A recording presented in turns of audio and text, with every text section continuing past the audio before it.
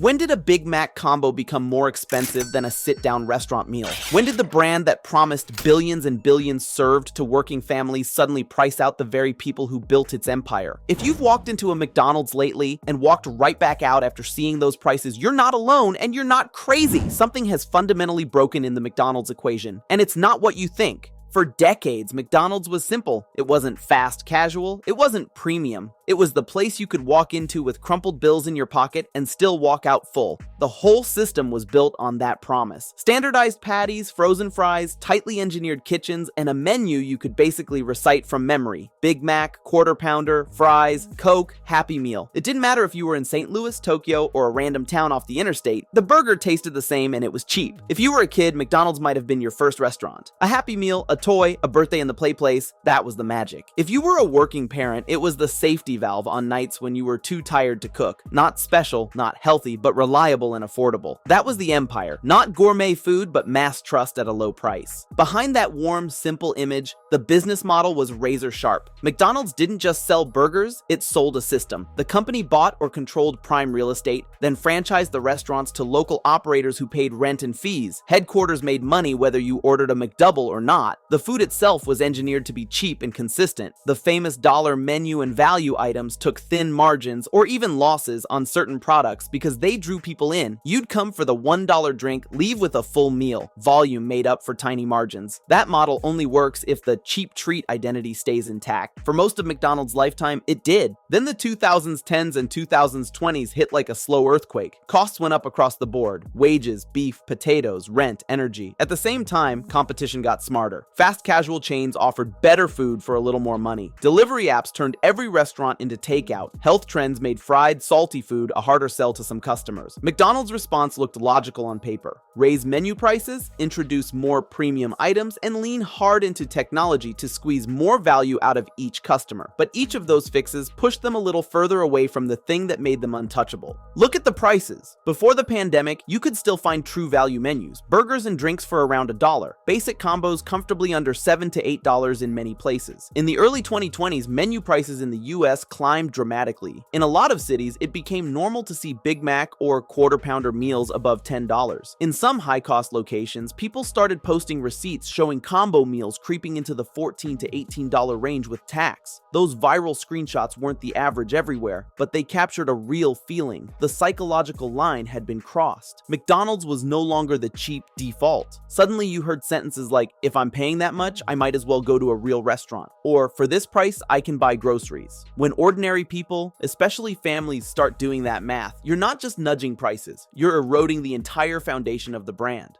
The value menu quietly evaporated. The old dollar menu morphed into $1, $2, $3 menus and then into app-only deals. In many restaurants, there was no longer a true $1 burger, drink, and fries lineup on the physical board. The cheap options were hidden behind a screen, limited-time app coupons, loyalty points, and bundle deals that felt more like airline pricing than a corner burger joint. On TikTok and Reddit, you could find people explaining hacks to get McDonald's back down to a reasonable price by stacking app offers. Think about what that means. A chain that built its name on simple, obvious affordability now needed tutorials and tricks to feel like a deal again. Technology was supposed to save the day. McDonald's poured money into self-service kiosks, digital menu boards, mobile ordering, and a massive loyalty program. On their side, it's brilliant. They collect data on what you order, when, and where. They can nudge you with targeted offers, push higher margin items, and increase how often you visit. On your side of the counter, the experience started to change. Instead of chatting with a cashier, you're tapping through a glowing screen, scrolling past add-ons and upsells. Instead of glancing at the menu and deciding in 10 seconds, you stand in front of a looping carousel of deals, limited time items, and make it a meal prompts. The app adds more layers, points, tiers, streaks, notifications. It's the Starbucks playbook. Turn food into a gamified ecosystem, where loyalty means you're less likely to complain when prices inch up again. But there's a big difference. Starbucks built its empire on the idea of a $5 coffee you don't need but feel okay splurging on. McDonald's built its empire on the idea of a cheap meal you could count on. Reframing McDonald's as a semi-premium, tech-driven experience clashes with why people go there in the first place. You can't suddenly charge fast casual prices and still serve fast food trade-offs without people noticing the gap. Service quality took a hit as well. As menus expanded with more limited time time offerings and customization options, kitchens got more complex. At the same time, stores struggled with staffing, especially in the post-pandemic labor market. A lot of people noticed the change on the ground: slower drive-through times, dining rooms closed temporarily, shorter hours, more mistakes in orders. That's not unique to McDonald's, but it hits them harder because speed and reliability were supposed to be their superpowers. If the fries are lukewarm, the order is wrong, and the bill is higher than you remember, the nostalgic glow doesn't carry you as far. Behind all of this is a tension between corporate strategy and franchise reality. McDonald's doesn't operate most of its restaurants. Independent franchisees do. When headquarters decides every store needs new kiosks, remodeled dining rooms, or upgraded kitchens, those costs fall on local owners. When the company pushes more delivery and third-party partnerships, the fees eat into margins at the restaurant level. When prices go up too far, it isn't the CEO who gets yelled at, it's the crew at the front counter. Franchisees in various markets have complained publicly over the years about being forced into costly changes while their profit per store feels squeezed. They're caught in the middle. Corporate wants them to invest in being a modern, digital convenience leader, while customers just want a cheap, hot burger that doesn't feel like a luxury purchase. At the same time, the competitive landscape is tightening. In the 1990s and early 2000s, the main enemies were other traditional fast food chains. Now there are popular fast casual burger spots, chicken-focused rivals that routinely beat McDonald's in customer satisfaction surveys, convenience stores with surprisingly decent food, and grocery stores offering ready-to-eat meals. For a lot of people, the choice isn't McDonald's or nothing anymore. It's, if I'm already spending $10 or $12, where do I feel best spending it? That's a different game than the one McDonald's used to dominate. All of this would still be survivable if the emotional story stayed strong. People will forgive a lot if they feel the brand gets them, but the intangible side has started to slip too. In the US, McDonald's used to mean childhood, road trips, and simple pleasure. Now it often sparks jokes about rising prices, low pay, and mystery meat. In some international markets, the brand has been dragged into political and social controversies that triggered boycotts and public anger. Even if you don't follow the details, you see the headlines. That adds another layer of risk to a business that depends on being seen as safely boring. Always there, never too complicated, never too controversial. The result is a slow, uneven erosion instead of a dramatic crash. On spreadsheets, global sales can still look strong, especially when higher prices make up for weaker traffic. A chain can report record revenue even if fewer people walk through the door, because each of those people is paying more per visit. But that's a dangerous illusion. It masks the long-term damage. The low-income customers who have quietly stopped going, the families who now treat McDonald's like an occasional splurge instead of a weekly habit, the teenagers and college students who see it as mid compared to newer options. You can't see those losses in one quarter. You see them when a downturn hits and there's no loyalty left to cushion the fall. The deeper problem is that McDonald's seems trapped between two identities. On one side is the old promise: basic food, low prices, fast service for everyone. On the other side is the new strategy: higher prices, tech-heavy ordering, premium limited time items, and a financial model that leans more on squeezing value from each customer instead of serving as many people as possible. You can try to live in both worlds for a while. The app deals and coupons act as a band-aid. Prices look outrageous on the menu, but if you're in the program, you get discounts that make it feel okay again. That works for engaged, loyal users. It doesn't work for the person who just walks in off the street with $20 and 3 kids. Will McDonald's disappear? No. It's too large, too diversified internationally, and too embedded in the culture to vanish. But the end of an empire is not always a single explosion. Sometimes it's this: the slow collapse of the special status it used to hold. When the golden arches stop being the easy, automatic choice for ordinary people and become just another overpriced option in a crowded field, that's an empire shrinking in real time. The company can point to tech investments and new menu launches, but if regular families keep saying "we'll eat at home" and young customers keep drifting to other brands, the numbers will eventually catch up to the feeling. The real question isn't whether McDonald's can survive. Of course it can. The question is what it will be. A high-priced, highly engineered fast food machine that lives off data, dynamic deals, and brand memory? Or a truly mass, affordable chain that remembers why it conquered the world in the first place? Right now, it's acting more like the first one while still marketing itself as the second. That gap between the story and the receipt is where trust dies. When people say McDonald's is collapsing, they don't mean every restaurant will close.